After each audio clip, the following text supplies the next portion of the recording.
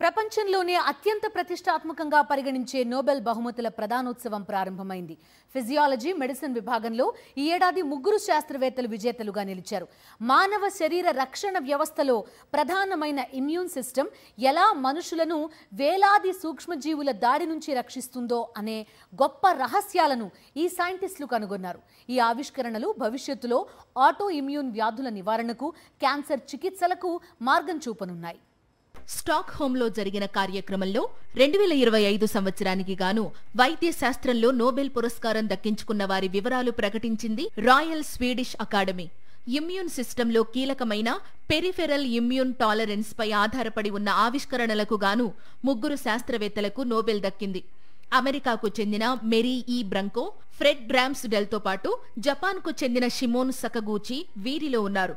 ఈ శాస్త్రవేత్తలు గుర్తించిన రెగ్యులేటరీ టీ సెల్స్ మనుషుల శరీర రక్షణ వ్యవస్థలో భద్రతా గార్డుల్లా పనిచేస్తాయి.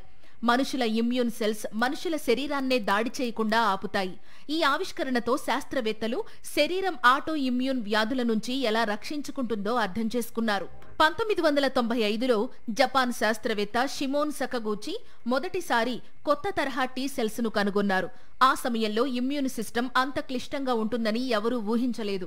ఆ తరువాత అమెరికన్ శాస్త్రవేత్తలు మెరీ బ్రంకో, ఫ్రెడ్ డ్రామ్స్డెల్ ఈ పరిశోధనను మరింత ముందుకు తీసుకెళ్లారు. ఫాక్స్ P3 అనే జీన్ లోపం ఉన్న ఎలుకలు ఆటో ఇమ్యూన్ వ్యాధులకు గురవుతున్నాయని ఈ పరిశోధనలో తేల్చారు. ఇక మానవుల్లో అదే జీన్లో వచ్చే మ్యూటేషన్ వల్ల ఐపెక్స్ అనే తీవ్రమైన వ్యాధి వస్తుందని కూడా నిరూపించారు.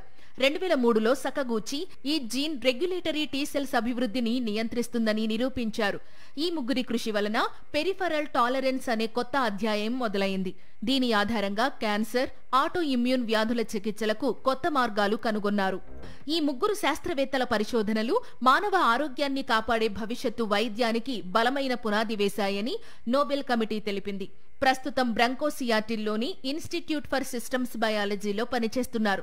రామ్స్డెల్ శాన్ ఫ్రాన్సిస్కోలోని సోనోమా బయోథెరప్యూటిక్స్ సహ వ్యవస్థాపకుడు. సకగూచి జపాన్లోని ఓసాకా యూనివర్సిటీలో ప్రొఫెసర్గా కొనసాగుతున్నారు. ఈ 3 శాస్త్రవేత్తలు చూపించిన దారిలో రేపటి వైద్య రంగం కొత్త అధ్యాయాన్ని రాసుకోబోతోంది.